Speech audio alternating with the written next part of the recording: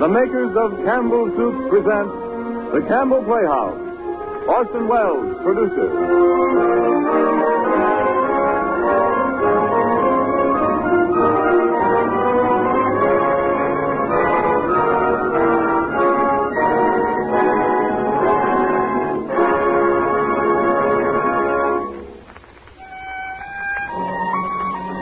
Good evening, ladies and gentlemen. This is Orson Welles. The late William Archer was as formidable a gentleman as you would wish to meet. From 1884 to 1923, he wrote dramatic criticism for almost every important paper in England. And almost every American and English playwright at one time or another winced beneath his pen lashings. Then later in life, he developed a secret passion, a disgraceful passion for a dramatic critic. He wanted to write a play. Mr. Archer was a very thorough old gentleman. The first thing he did was to write a book in which he explained exactly and in great detail how plays should be written. It became a classic. No young playwright since then would dream of writing a play without carefully consulting and following the rules and dictates laid down by Mr. William Archer.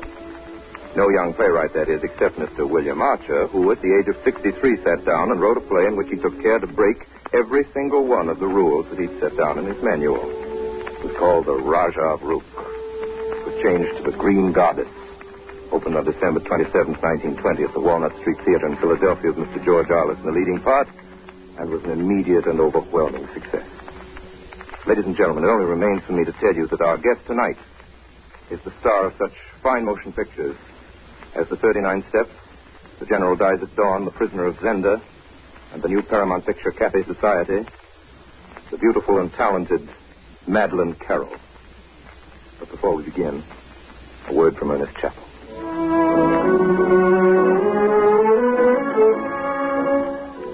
Not so many years ago, tomato soup and cream of tomato were unusual dishes, enjoyed very much, but not very often. Today, of all the soups in the world, tomato soup is the one most often served. Not because women have taken to making tomato soup frequently. No, on the contrary, few housewives ever attempt it anymore. There's just one reason for tomato soup's popularity, and it is this: the magic, matchless flavor of Campbell's tomato soup.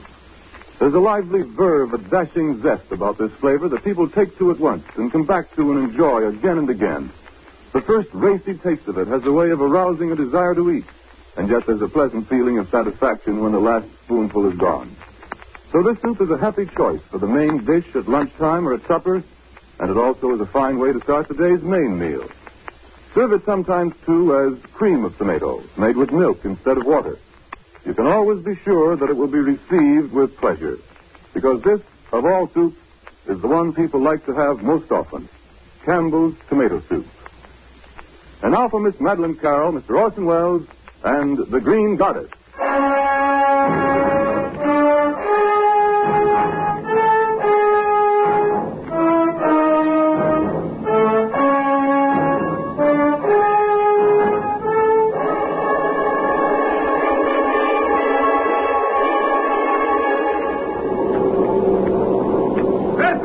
Yes, Doctor? Did you do anything about the wireless?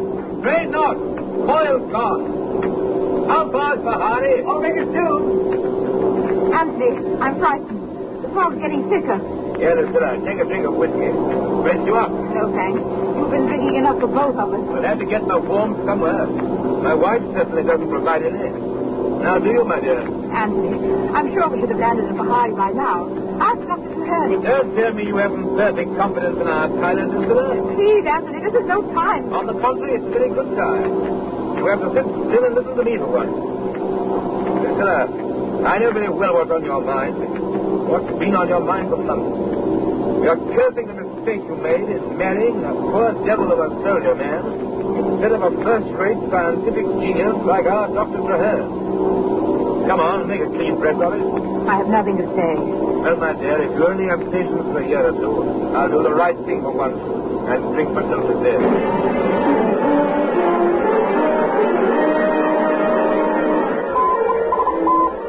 Any word, Wilson? No use, Captain. The air is dead. We're out of contact. Well, the colonel's worried. He sent me over. Major Crichton and his wife were passengers on Dr. Traherne's plane. How long ago was his last message? 40 minutes. Oh, that's not so long? 1 minute longer to be flying blind in a Himalayan fog, sir. Oh, you're confounded pessimist, Dawson. Well, I've done some flying over the Himalayas, Captain. Could Traherne possibly make a forced landing? Yes, in one of the valleys. But I'd almost rather he'd take a mountain right in the face. Those wild beggars in the interior. Oh, no, nonsense. They wouldn't dare molest the British subjects. Oh, wouldn't they? 3 of the devils just shot down one of our deputies right here in Hamel Sarai. Yes, and they're going to hang for it. Well, you can't hang all the savages in those mountains, Captain.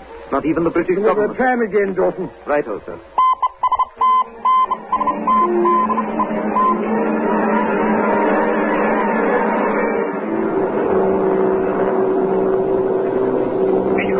Yes, what is it, Traherne? I'm afraid the fog's thrown us off our course. Running short of petrol, I've got to make a landing. There's nothing but mountains all around. Let's take a chance for the valley. I'm trying to get under the fog. Looks like a peak straight ahead. I see it. I'll nose down to the right. There's a hole in the fog. Anthony, your glasses. Quick, on my side. Good. I see a green patch.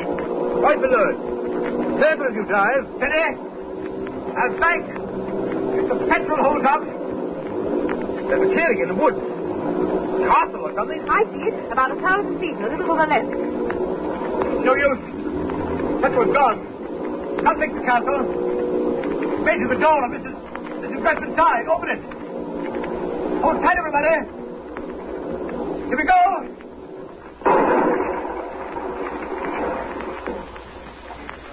Easy there. Easy. Take it easy, everyone. You hurt? No, I'm all right. How about it, Traherne? No use. Fella smashed. You have to depend on the natives. Perhaps we could get word to that palace we saw up on the hill. Well, the natives did that for us, Priscilla. Listen. Keeping at a safe distance. They're scared of it. No wonder, the way we landed. I wonder what sort of place we've struck. Look over there. Right above us. That statue. By Jove. What a creature. Oh, isn't she? 1, 2, 3, 4. 6 arms. What a horrible color. Some goddess they worship. Kali, I shouldn't wonder. Well, let's have a close look at the lady. Anthony, they don't want you near the statue. The devil's what they want, so I wouldn't anger them. Think of your wife. I'm quite able to take care of myself and my wife, too, Dr. Traherne. Please, Anthony, we've got to show them we're friendly. Try talking to them in Hindustani. Hello there. You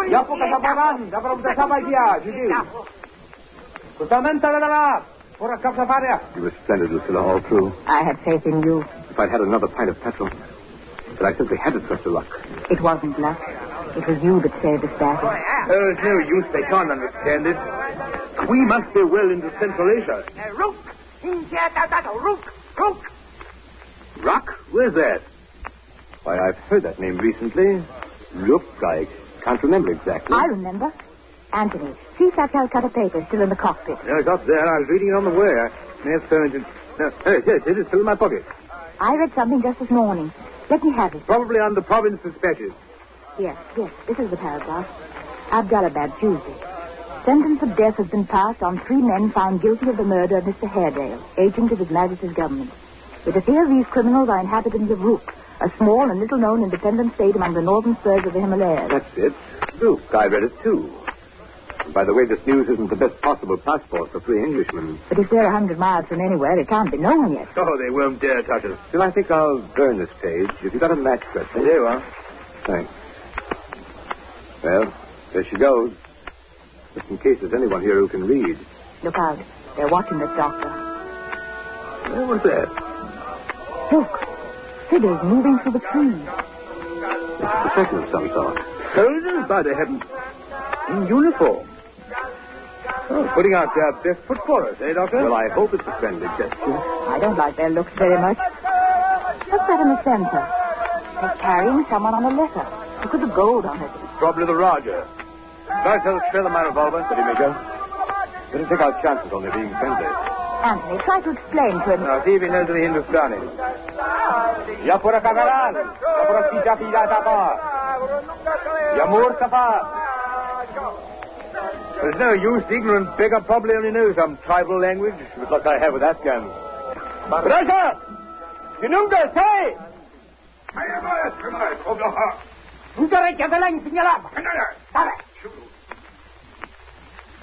I bid you welcome to my humble kingdom. If Your Highness speaks English, then I can apologize for our landing uninvited in your territory. Uninvited, but I assure you, not unwelcome. Where we are given to understand that this is the state of Rook. To the kingdom of Rook, Major. Major, if I rightly read the symbols of military rank on your cuff. Major Presley. Permit me to introduce my wife. I am delighted, madame, to welcome you to my secluded dominions. You are the first lady of your nation I've had the honor of receiving. Your Highness is very kind. And this is Dr. Basil Traherne, whose aeroplane, or what's left of it, you see. Dr. Traherne. The Canadian Dr. Traherne, whose name I have so often seen in the newspaper. The pasteur of malaria. Well, the newspapers make too much of my work. Very incomplete. But you're an aviator as well. Only an amateur. I presume it is some misadventure, most fortunate misadventure for me that has carried you so far into the wilds of the Himalayas. Yes, we got lost in the clouds. Pity. On our way to Pahari from Amil Sarai. Major Preston is stationed there. I offered to take them in my plane. I'm afraid it was a rash suggestion. Madame is a sportswoman, then. Oh, I've been up many times. Yes, many times. Well, you've made a sensation here, I can assure you. My people have never seen an aeroplane. They are not... Sure, simple souls. Whether you are gods or demons. But the fact of your having descended in the precincts of a temple of our local goddess, allow me to introduce you to her, is considered highly significant. Is your machine past repair, Dr. Traherne? Utterly, I'm afraid. Let us look at it. Ah, yes, propeller smashed, planes crumpled up. Undercarriage wreck. I am afraid we can't offer to repair the damage for you. I'm afraid not, sir. A wonderful machine, yes. Europe has something to boast of. I wonder what the priest here thinks of it. He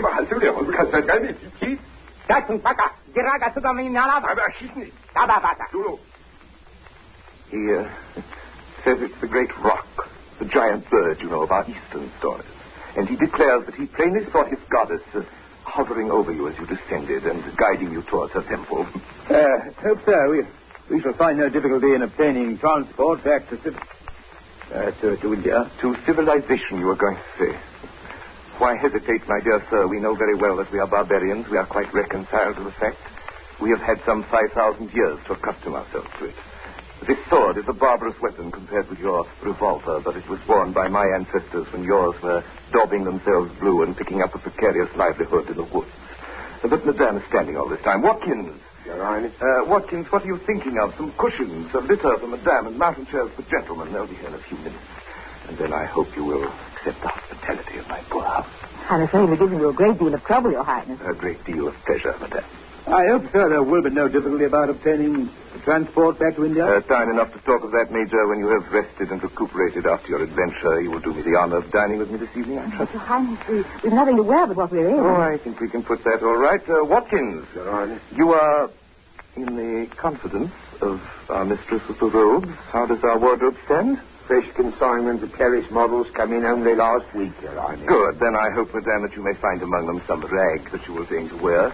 Paris models, Your Highness?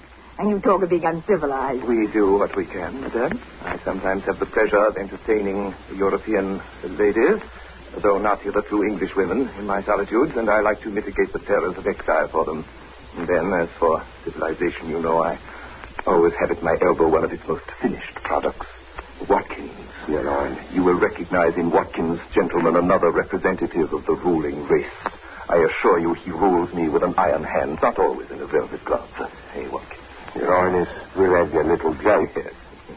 He's my Prime Minister and all my cabinet, but more particularly my Lord Chamberlain. No one can touch him at mixing a cocktail or making a salad.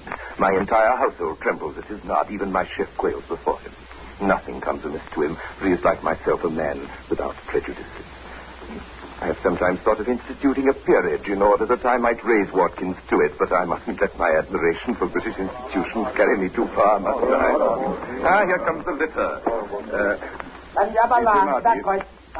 Permit me, madam, to hand you to your pannikin. Thank you, Your Highness. I see you have a newspaper, madame. A recent paper is such a rarity. You must allow me to glance at it. Of course. The telegraph news is gone. What a pity. In my seclusion, I hunger for tidings from the civilized world. Well, I'm sorry, Your Highness. I tore out that column. Well, I know your motive, Dr. Traherne, and I appreciate it. You destroyed it out of consideration for my feelings, wishing to spare me a painful piece of intelligence. That was very thoughtful, but quite unnecessary. I already know what you tried to conceal. No. I know that 3 of my subjects accused of a political crime, have been sentenced to death. How is it possible? Sir, we have a saying here in the East. Good news travels on the back of a tortoise, but bad news flies with the eagle. But one thing you can perhaps tell me, is there any chance of their sentences being remitted? I'm afraid not, Your Highness. Remitted? I should rather say not. It was a cold-blooded, unprovoked murder. Unprovoked, you think? Well, I won't argue the point. The execution's to be... I think tomorrow or the day after. Tomorrow or the day after, yes. Forgive me, madame, I've kept you waiting. We'll proceed at once. Your Highness seems so interested. Does Your Highness know anything of these men? Know them? Oh, yes. Yes, Doctor, I do know them. They are my brothers.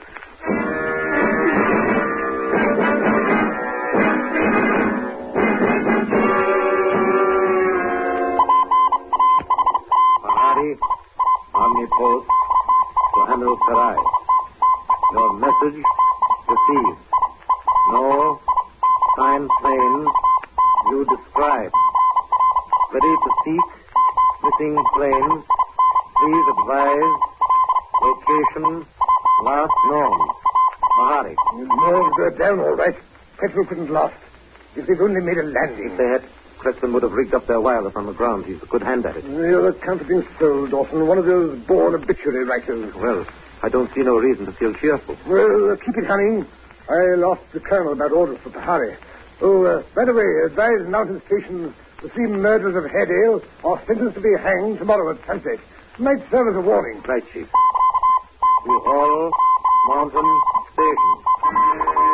3 murderers of Haredale are sentenced to be hanged.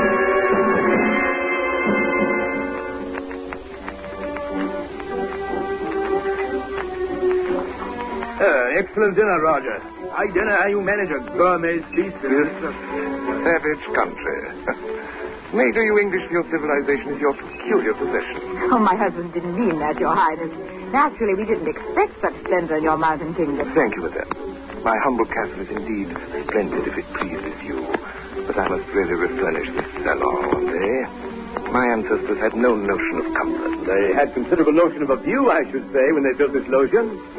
I never felt closer to the stars. My dear doctor, is that a premonition or an observation? But Dr. Treherne is quite an astronomer. Oh, well, not exactly an astronomer. I can pick out a few constellations, that's all. For my part, I look at the stars as little as possible. Today I was guilty of a little showing off when I met you with fanfare and troops. Think of the Maharaja up yonder, who night after night whistles up his glittering legions, as much as to say, see what a devil of a fellow I am. Do you think it's quite in good taste? I'm afraid you're jealous, Roger. You don't like having to play second fiddle to a still more absolute ruler than yourself. Yes, perhaps you're right, madame. Perhaps it's partly that. But there's something much more to it. I can't help resenting.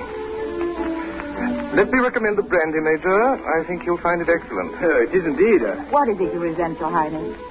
The respect paid to mere size. To the immensity, as they call it, of the universe. Are we to worship a god because he's big? But if you resent his bigness, what do you say to his littleness? The microscope, you know, reveals him no less than the telescope. And reveals him in the form of a death-dealing speck of matter, which you, I understand, Doctor, are impiously proposing to exterminate. I'm trying to marshal the life-saving against the death-dealing powers. To marshal God's right hand against his left, eh? This mosquito I've just killed. I'm glad to see you smoke, madame, to help keep them off. This mosquito, or any smallest thing that has life in it, is to be far more admirable than a whole lifeless universe. What do you say, Major? I say, Roger, if you'd give me another glass of brandy, I'll let you have your own way about the universe. It's a very satisfactory trade. Your glass, Major. Thanks. I say, Highness, all this is rather out of my depth. We've had rather a fatiguing day. Mightn't we... To be sure, to be sure. We are now going to committee upon your position here. If you please, sir. I'm afraid you may find it rather disagreeable. Communication's bad, eh? We have a difficult journey before us. Mm-hmm. A long journey, monsieur. not precisely difficult. It surely can't be so very far, since you'd heard of the sentence passed on those assassins. I'm glad, Major, that you have so tactfully spared the pain of reopening that subject. We should have had to come to it sooner or later. But when Your Highness said they were your brothers, you were, of course, speaking figuratively. You meant your tribesmen. Oh, not at all. No. They are sons of my father. They're not of my mother. And we come upon you at such a time. How dreadful. Oh, pray don't apologize. Believe me, your arrival has given me great satisfaction. How do you mean? I'll explain presently, but first... First, let's understand each other. You surely can't approve of this abominable crime. My brothers are fanatics, and there is no fanaticism in me. My education was wholly European. I shed all my prejudices. I became the open-minded citizen of the world, whom I hope you recognize in me. My brothers, on the other hand, turned to India for their culture. The religion of our people has always been a primitive idolatry. My brothers naturally fell in with the adherents of the same superstition, and they worked each other up to a high pitch of frenzy against the European exploitation of Asia. You mean, sir, you defend this wicked murder? Oh, no, I think it foolish and futile. But there is a romantic as well as a practical side to my nature. And from the romantic point of view, I rather admire it. Then, sir, the less we intrude on your hospitality, the better. You'll be good enough to furnish us with transport tomorrow morning. That is just where the difficulty arises. Oh, transport, eh? Materially, it might be managed. But morally, I fear it's... Excuse the colloquialism, madame, no go. What the blazes do you mean, sir? Will Your Highness be good enough to explain? I mentioned that the religion of my people is a primitive superstition.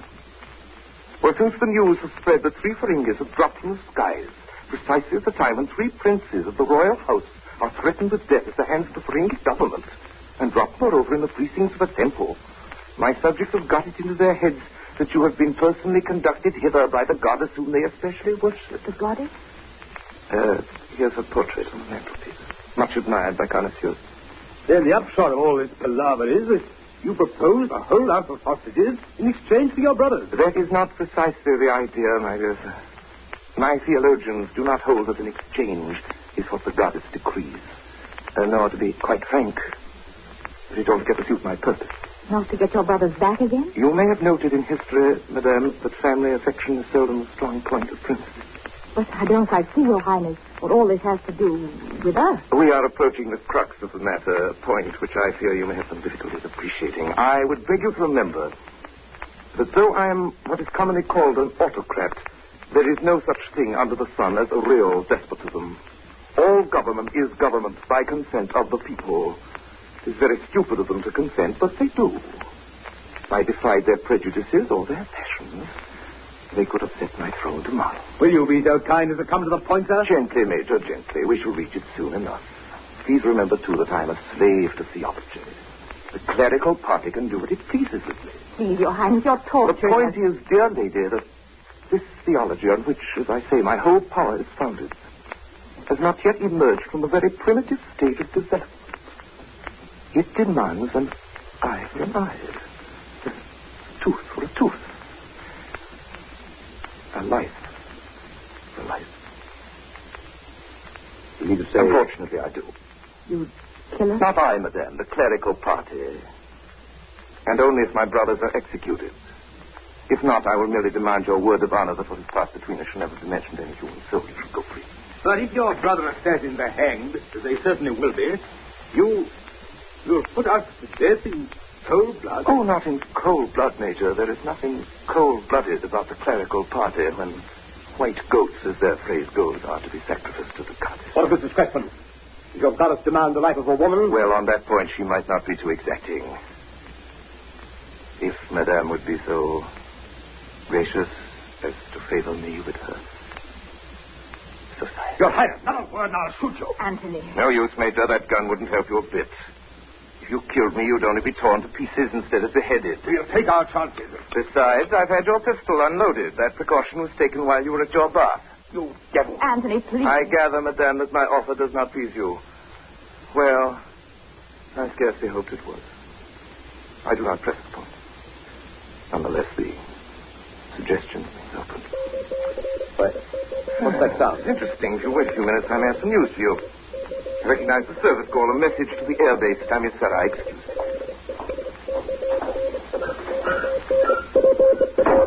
Well, Watkins? The only two star, Your What do Honor. they say? Just a moment, Highness. Ferrari, Army Post, Buenos Aires. No sign, plane, you describe. Ready to seek missing plane. Please advise location. Last, now. Much good that will do them. Out of contact, Watson? Here's an idea, Highness. It's from Buenos Aires. 2 all mountain stations. 3 murderers of Airedale sentenced to be hanged tomorrow at sunset. Turn it off. That's all I need to know. Yes, Your Highness. I find your friends are very interested in your whereabouts. What's that? Amir Sarai is transmitting messages to Bahari and Bahari to Amir Sarai. How'd you know? Why, Major, you're an army man. You must know something of wireless. Never had occasion. I had operators in my command. And you, Dr. Traherne? I know even less than the Major. We heard those sounds, of course, when you went out. You see, Doctor, we are not entirely benighted. We have a wireless installation. Did you have anything further to tell us, Your Highness? Yes. I'm afraid not very good news. My brother's execution is fixed for tomorrow. Then tomorrow? Yes. Sunset. But meanwhile, I hope you will regard my poor house as your own. I should not advise you to pass the palace gates. It would not be safe. Your Highness. Yes, Madame. I can't believe that you really mean what you've told us tonight. Perhaps you're testing us, having fun at our expense. Will you please now, for my sake, communicate with Amir Sarai and bring about an exchange? Your brother's lives for ours. No, Madame, I am desolated to have to refuse you. It is always difficult to refuse a beautiful woman anything. And you are a very beautiful woman. But you must not ask for the impossible. I've already given you my reasons. Then what's to prevent us from throwing ourselves from that low, John, to the rocks below? From cheating your goddess? Nothing, dear lady, except that clinging to the known and shrinking from the unknown that all of us feel. Besides, you cannot read my mind. As you suggested a moment ago, I may only be playing a little joke on you. You have observed that I have a sense of humor. I'm afraid I've been talking a great deal. Madame, my servant will take you to your room. Ya. See, Thomas. You will see that Madame has everything she needs for her comfort. And may I hope that you will rest well in my humble abode. Good night, Anthony. Basil. Good night, my dear. Night, Lucilla. If there is anything, Madame, that is not entirely to your liking, I trust you will not hesitate to make your wishes known. Good night, Madame. And now, gentlemen, tomorrow we have all day. Shall we start with a game of billiards? Say at 10 o'clock. Now I'll last whiskey and soda. No? Then good night. Good night.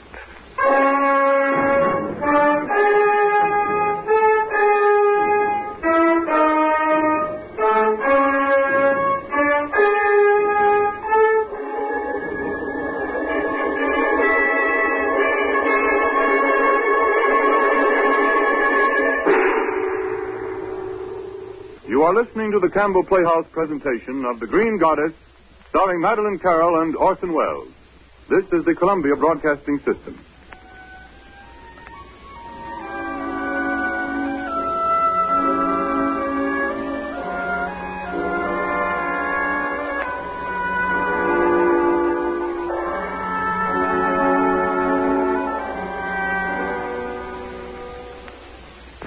This is Ernest Chappell, ladies and gentlemen, welcoming you back to the Campbell Playhouse. In a moment or two, we shall resume our presentation of The Green Goddess, starring Orson Welles and Madeline Carroll. Leaving our guest star as an uneasy dinner companion of the Rajah, whose table talk was so disturbing, though the service, I'm sure, was flawless, let's consider this question of food in the drama. So many plays have been written around meals or have featured meals, you can't get through an English drawing room comedy without at least one afternoon tea, or a Noel Coward play without breakfast. In Old English, George Arliss solved all his problems by eating a dinner so good and so elaborate that it killed him. And Dinner at 8 wove the threads of half a dozen dramas into the preparations for a dinner party that was just about to start as the final curtain fell. The reason that meals have such an important part in plays is that meals and meal times form an all-important center of our social life, a sort of hub, so to speak, around which all our doings revolve. Meals, from the beginning of our society, have been the occasion and the backbone of entertaining and the focal center of the family. Few things bind people together more than the sharing of meals, provided those meals are gracious and graciously served. Perhaps it sounds exaggerated to say that a meal can't help but be a gracious occasion if soup is on the menu. But it does mean something that for centuries past, soup has been the traditional opening of dinner in many countries whose habits differed in almost every other particular. Soup is at once relaxing and invigorating. Soup greets us at the table with a warm welcome, and this is particularly true of Campbell's tomato soup. Its rich aroma and bright color flash an appeal to eye and appetite, and its sprightly flavor makes you want to enjoy it again and again. So serving this soup becomes a happy family custom and adds a gracious note when you have friends in for dinner. Now we resume our Campbell Playhouse presentation of The Green Goddess, starring Madeline Carroll and Orson Welles.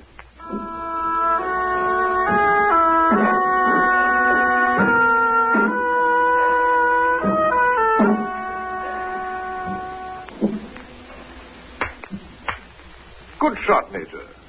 I see billiards is another of your many attainments. I missed that one. Too bad. Too bad. Let's try my luck. An easy one. I've tried 3 cushion shot now. Very good, Roger. Thank you, Doctor. Roger, joke's a joke. This cat and mouse business is getting on my nerves. Have another drink, Major. There's a spot for. Chalk that up, Major, please. I wonder if I can cannon off the fight now. Send us back to the nearest British outpost, and we'll give you our word to say nothing of this pleasantry you played on us. Send you back, my dear Major. I assure you, if I were ever so willing, it would be as much as my life's worth. Watch this massé, gentlemen, one of my favorite shots. You don't know how my subjects are looking forward to tomorrow's ceremony. You must be reasonable, my dear. I ask you no favors except for my wife's sake. But for her, we'll make any concession. Promise you anything. What can you promise me that's worth a brass farthing? No. Asia has long had a long score against you swaggering, blustering lords of creation. And I mean to see some of it paid tomorrow. In the meantime, gentlemen, there's no reason why we shouldn't behave like civilized beings. It's your turn, Major. I've left you a setup. Let me try the red ball from the cushion. Beautiful shot. I should like to keep it from my opponent, if it were possible. Your Highness. Yes, Watkins. Mrs. Crispin's come downstairs. Oh, you'll pardon me, gentlemen. I'll detain Mrs. Crispin only for a few moments, then she'll join you here. Please continue the game.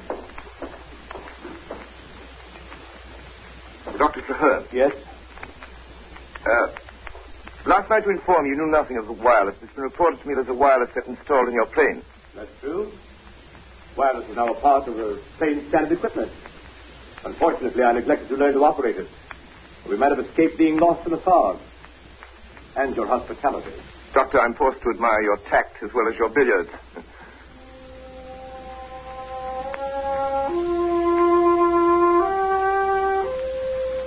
Good morning, Mrs. Crispin. Would you please sit down? I thought my husband was here. He's in the next room playing billiards with the doctor. I trust that you slept well. More or less. More rather than less, if one may judge by your looks. Does it matter? What can matter more than the looks of a beautiful woman? If you'll excuse me, I'll join my husband. Oh, pray spare me a few moments. I want to speak to you seriously. Well, I'm listening. You're very curt, Mrs. Crispin. I'm afraid you bear me malice. You hold me responsible for the doubtless trying situation in which you find yourself. Who else is responsible? Who? Why, chance, fate, the gods, providence. Did I bring you here? Did I conjure up the fog? When you once set foot upon the goddess's precinct, it was utterly out of my power to save you. At any rate, men of your party. If I raised a finger to thwart the goddess, it would be the end of my rule. That's my life. What you really mean, Raja, is that you don't dare risk it. You haven't the courage. You take a mean advantage, madame. You abuse the privilege of your sex in order to taunt me with cowardice. Let us say, then, that you haven't the will to save us. Reflect one moment, madame. Why should I have the will at the risk of all I possess to save Major Crespin and Dr. Traherne? Major Crespin is your husband. Does that recommend him to me? Forgive me if I venture to guess that it doesn't greatly recommend him to you. He is an only too typical specimen of the breed I detest.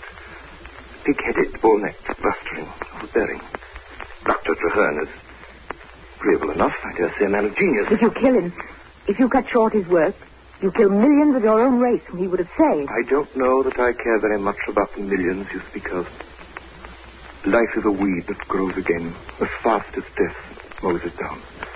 At all events, he is an Englishman of Feringhi, and I may add, without indiscretion, that the interest you've taken him, the merest friendly interest, I'm sure, does not endear him to me. One is, after all, a man, and the favor shown to another man by a beautiful woman. Madame, think over my suggestion of last night. I do not talk to you of romantic love. I respect you too much to think you accessible to silly sentiment. But such as it is, I ask you to share my kingdom as its queen. Your son, if you bore me one, should be the prince of princes. You had the courage to die. Dear lady, why not have the courage to live? I feel sure, madame, you might find life with me quite interesting. If you've finished, Prince, please allow me to be with my husband and my friend for what time we have left. As you wish, madame. But the privilege of changing your mind is open to the last. Allow me.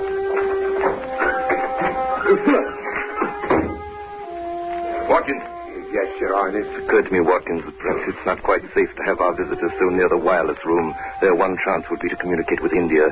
They appear to know nothing about wireless, but I have my doubts. It's quite possible. I want you to stay in this room and in their presence to send out a message that will startle or enrage them. We will watch their faces very closely to see if they give any sign of understanding it. Here, I've written a message in this paper. Here you are. The lady has come to terms. She will enter His Highness's household. Very good. I'll get them in here on the pretext of a little wireless demonstration, and then I'll tell you to send out an order to Tashkent for champagne. That'll be your cue. Very good, Your Highness. But afterwards, if, how you were saying, there was to try to correct me, Corrupt sir. you, that would be painting the lily with a vengeance. Suppose they tries to bribe me, sir. What are your instructions? You may do exactly as you please. I have the most implicit confidence in you, Watkins. My grateful thanks to you, sir. But I thought if I was to pretend to send a message for him, it might keep them quiet like. Very true, Watkins. It would not only keep them quiet, but the illusion of security would raise their spirits, which would be a humane action. I am always on the side of humanity. Watkins. Yes, so, sir. Then I'll humor them. Just a moment. We shall test them now. Watch closely as you send the message. Major Creston. What is it? Watkins is just going to send a message by wireless. I thought it might amuse you and the doctor to see it work. Mrs. Creston, too, if she wishes. Very well. You come, sir? Yes, of course. Here you are. This, you see, is the apparatus. Ready, Watkins? Yes, sir. Have the order for Tashkent? Yes, Your Highness, but I haven't counted. Oh, never mind. Even if some outsider does pick it up, I dare say we can order 12 cases of champagne without causing international complications. Waiting for a reply signal. Yeah, I help myself to some more of your excellent brandy, Roger. Anthony. By all means, Major Creston. I've got them. May we speak? Oh, yes, you won't be heard in Tashkent. Have a drink, sir. No, sir. Let's eat, drink, and be merry for tomorrow. See, that's all. That's how it's done. How many words did he send? What was it, Watkins? Forward by tomorrow's caravan. 12 cases champagne, usual brand, charge our account 30. That's right, sir. 12 words. Can they really make such sense out of those blasted silly fireworks? I hope so, else we shall run short of champagne. Any orders, Your Highness? No orders, Watkins. And may I remind you, sir, that it's time for your appointment with the High Priest. Very well, Watkins. You can send word that I'm coming. Very good. And now I trust you will excuse me for a little some arrangements for tomorrow's ceremony. Please make yourselves quite at home. What was the message? Quick. Said the lady had accepted her life on his terms. A trap for us. Anthony, you were splendid. You gave no sign. Compliment from you. Most unusual. I'll have another drink on that. I think he was fooled. But he wouldn't have left us here. Can we break the door to the wireless set? No good. It'll make a noise. We'll be interrupted, and then the game will be up. Then we better try to bribe Watkins. We'll settle what message to send if we get the chance. Dictate, all right. What about this now? Wait.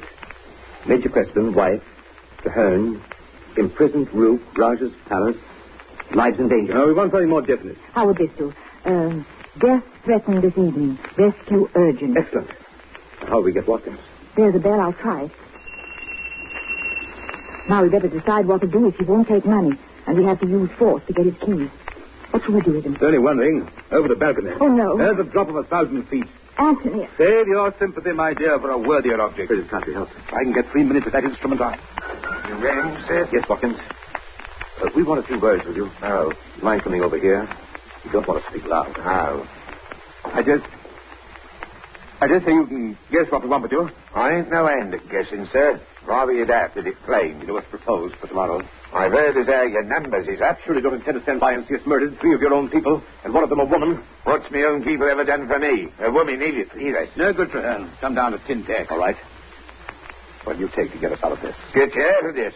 Why, if you was to offer me millions, how could I do that? By opening that wireless cabinet and sending this message through to the Annual Sarai Aerodrome. That's all very fine, but what price have you gents to offer? Nothing down, no spot cash, that's clear. You'll have to take our word for whatever bargain we come to. Your word. Our written word. We'll give it to you in writing. Well, that's better. What about a little first installment?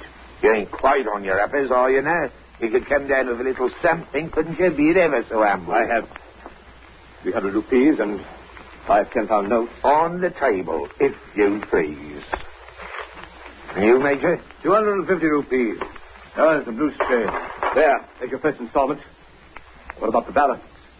Shall we say 1,000 pounds apiece? 1,000 apiece? 3,000 pounds? Oh, you're joking, Dr. Traherne. Well, I'd double my bid.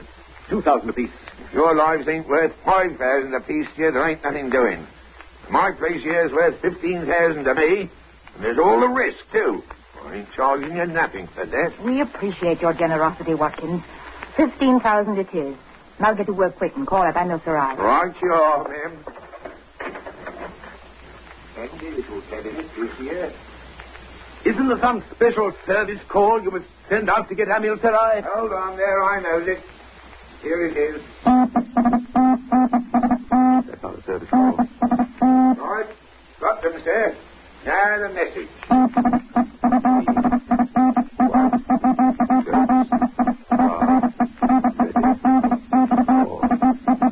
on, Traherne. Take it this way, over to the balcony. Put him up. Hurry up, put him along to the balcony. Now, over with him.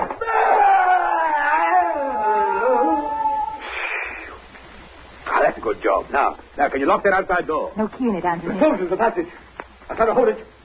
Can you send through a message? If you'll give me a minute, I can. That's fine. You used to cut it. I'll have to adjust it. Here, girls. Here's it.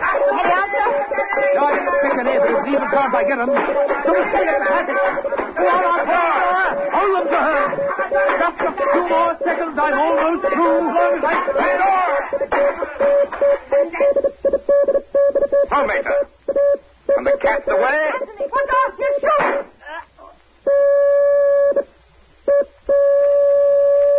Did you get that message through? Anthony. Did you? Wouldn't you like to know? Anthony! Annual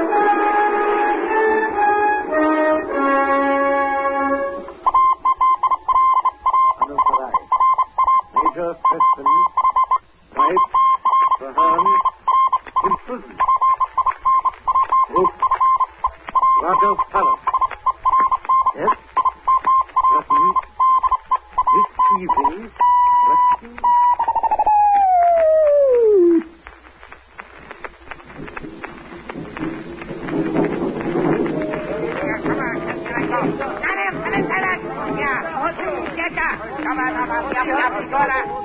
I apologize, madame, for this unseemly display. The fanaticism of my people is beyond my control, I assure you. What is it?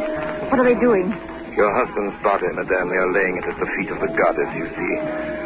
I had 3 brothers, head for a head. Roger, you'll pay for this, whether we're dead or alive. I'm not so sure. The Major didn't get your SOS through. I have nothing to fear. If he did, nothing can save me. And I may as well be hanged for a wolf as a lamb. How long have we left? till the sun's rim touches the crest of the mountain. The blast of our great mountain horn will announce the hour, and you will be led to the sacred enclosure. Your Highness, will you grant us a last favor? By all means, if it is in my power. In spite of your inconsiderate action of yesterday. Considerate? Watkins, you know, poor Watkins. Great loss to me. But I bear no malice for a fair act of war. Then you'll leave us alone for the time that remains. Very well. It is quite brief, I'm afraid. And oh, by the way, you need have no fear of the ceremony being protracted. It will be brief and I trust painless. Those are my orders. And before I go, madame, may I remind you of my offer? It's not yet too late. Till then, au revoir. Lucilla. Yes. It can make no difference now if I tell you what I couldn't before. I knew without your telling me. We might have been very happy. Not easy to die. Just when there's every reason to live. Perhaps easier than it was, living without a reason. We found each other and we know. Tell me that I can think of it when they... Please, just once. I love you, Lucilla. I love you. If only I... Back. Madame? Dr. Traherne?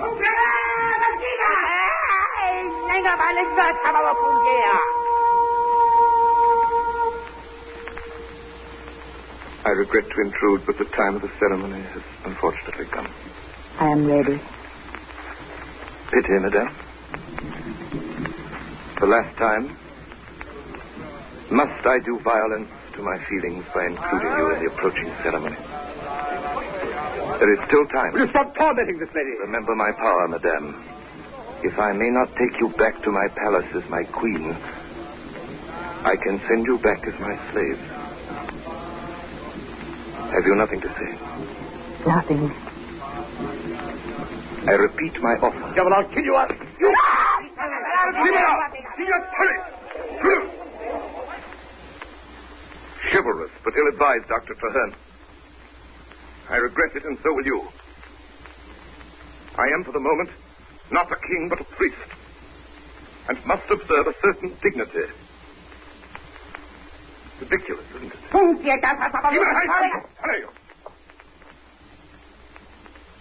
My colleagues here now insist that since you have publicly struck the chief of their sacred caste, your death alone will not appease the fury of the goddess. They insist on subjecting you to a process of expiation, a ritual of great antiquity, but... You mean torture? Well, to put it crudely, yes. Some quite remarkable combination. Oh, no. Not you, madame, not you. I must speak to you, Your Highness. Speak to you alone. Send Dr. Traherne away. Lucilla, what are you thinking of? Lucilla! I beg of you, Roger, I beg of you. 1 minute, no more. Very well. Lucilla! How are you? I mean, it's Lucilla!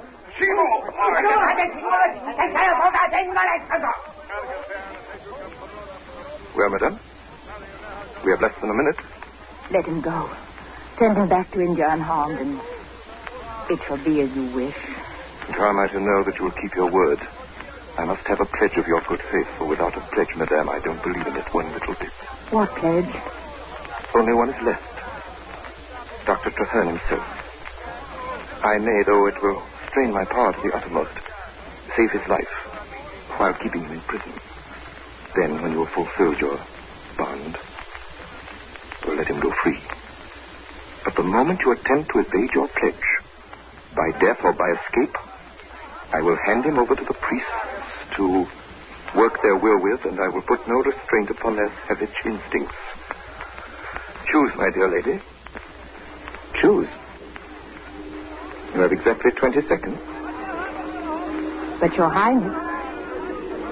Yes, madame? I no longer have to choose. Do I?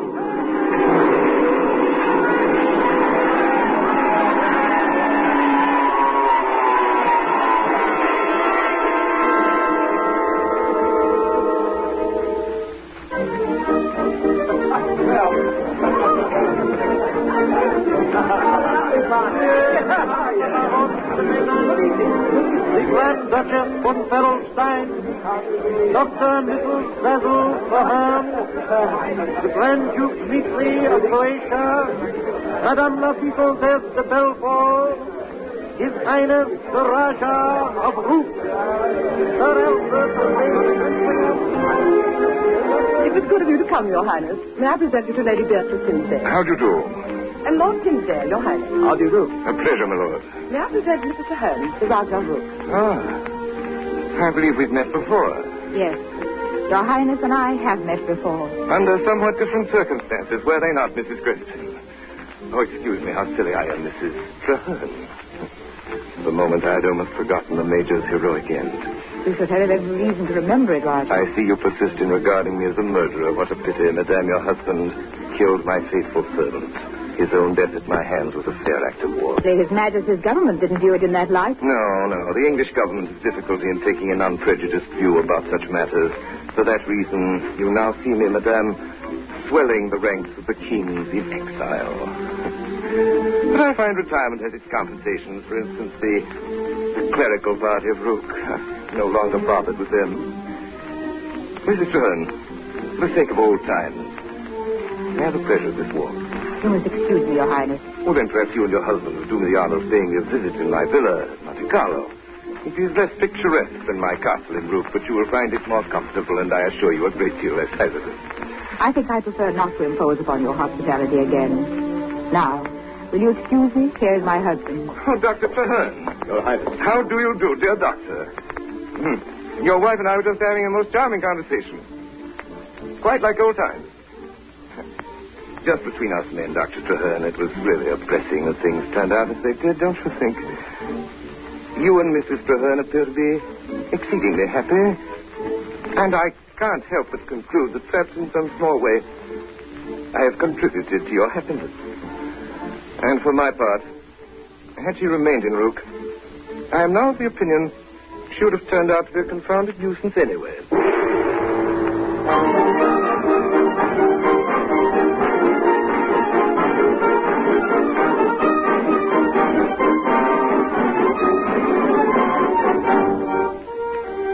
You have been listening to the Campbell Playhouse presentation of The Green Goddess, starring Madeline Carroll and Orson Welles. In just a moment, Orson Welles will return to the microphone with Miss Carroll.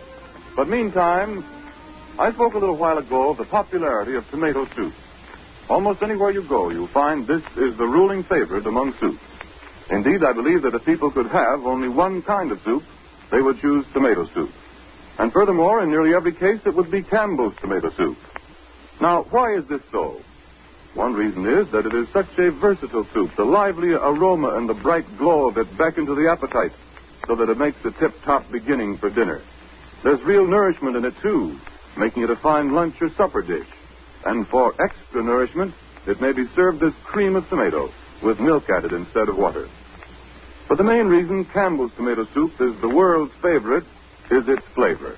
Just about everybody likes the tang and liveliness of it. Little folk just learning to feed themselves spoon it up eagerly, and throughout their growing years it holds their favor. Men, liking keen, racy foods, take to this soup with enthusiasm. Women like its bright flavor, too, and its bright look on the table, and the bright greeting it receives. Yes, there's no question, but America's number one soup is Campbell's tomato. Is it number one on your weekend grocery list? It should be. And now, here's Orson Welles. Ladies and gentlemen, I think you'll agree with me that when Mr. Archer set out to write a melodrama, he wrote a melodrama. I'm glad, however, to report that not a single hair of Miss Carroll's lovely head has been ruffled by this evening's harrowing experience.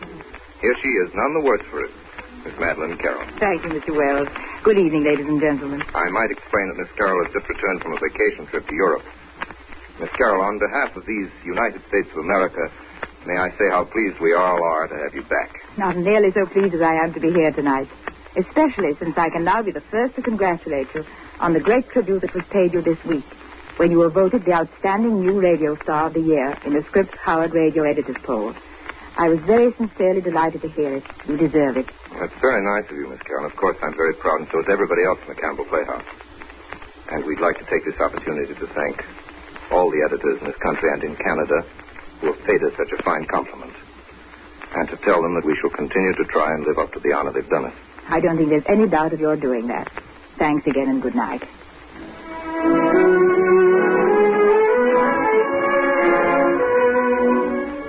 tonight's Campbell Playhouse production of The Green Goddess, the role of Lucilla Crespin was played by our guest, Miss Madeline Carroll, the Rajah by Orson Welles. Robert Spate played Major Crespin, Ray Collins was Dr. Treherne. The part of Watkins was played by Eustace Wyatt, that of Dawson by Edgar Barrier. Alfred Shirley was Caldwell, and Maurice Ancram was the High Priest, the part which he played in the original production about 18 years ago. Music for the Campbell Playhouse tonight was composed and conducted by Bernard Herrmann. And now, Orson Welles, will you tell us something about next week's story?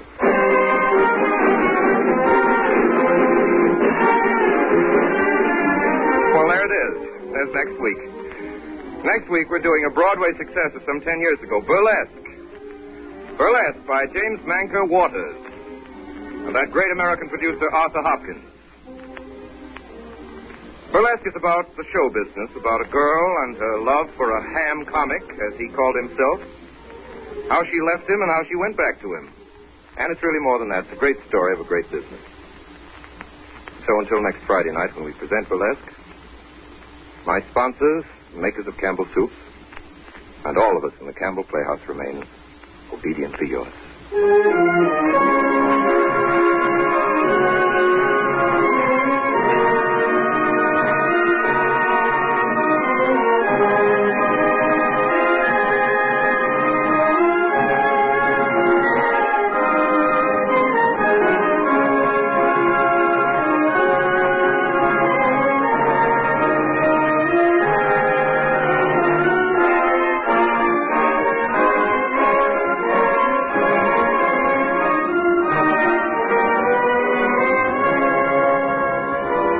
The makers of Campbell Soup join Orson Welles in inviting you to be with us at the Campbell Playhouse next Friday evening to hear Burlesque.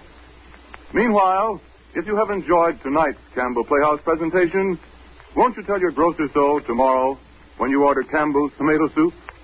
This is Ernest Chappell saying thank you and good night.